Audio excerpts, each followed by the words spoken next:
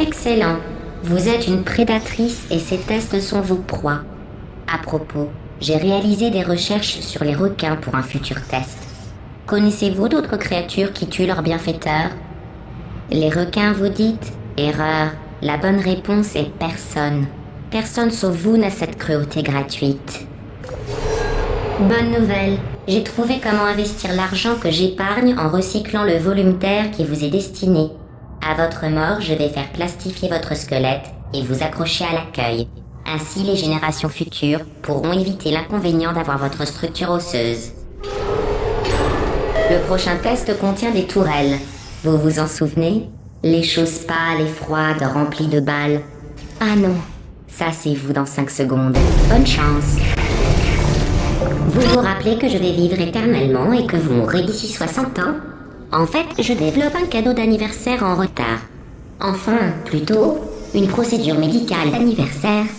Bon, une expérience médicale d'anniversaire si on veut être exact. Ce qui compte, c'est que c'est un cadeau. Votre combinaison vous donne l'air stupide. Ce n'est pas moi qui le dis, c'est marqué dans votre dossier. Elle va très bien à d'autres personnes, mais un scientifique a noté qu'elle vous donne l'air stupide.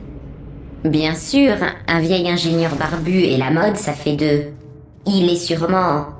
Ah, mais attendez, c'est une femme. N'empêche que... Ah non, attendez, elle est docteure en sciences de la mode. Je parcours la liste des sujets de test en cryostase. J'ai réussi à en trouver 2 qui ont le même nom que vous. Un homme et une femme. Comme c'est intéressant, le monde est petit. Après le prochain test, j'aurai une surprise pour vous.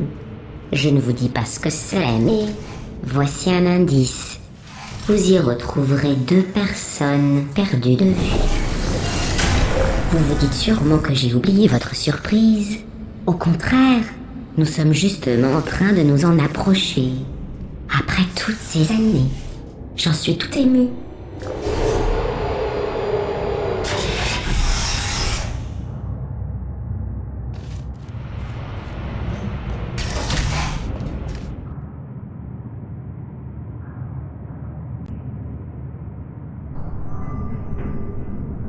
Exécution surprise dans 3, 2, 1. J'ai tout inventé.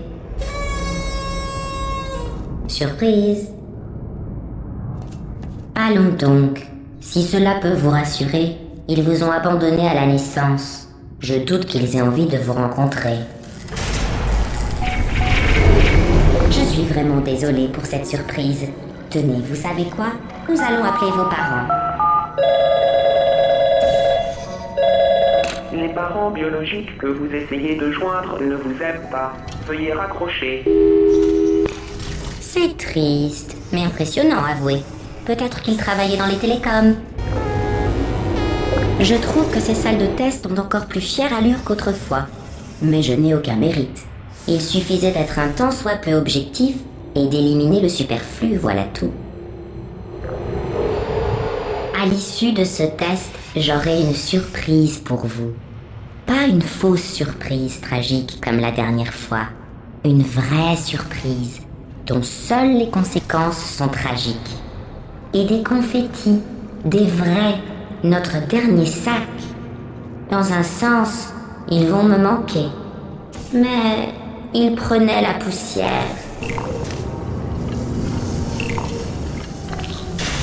Que se passe-t-il? Qui a éteint la lumière?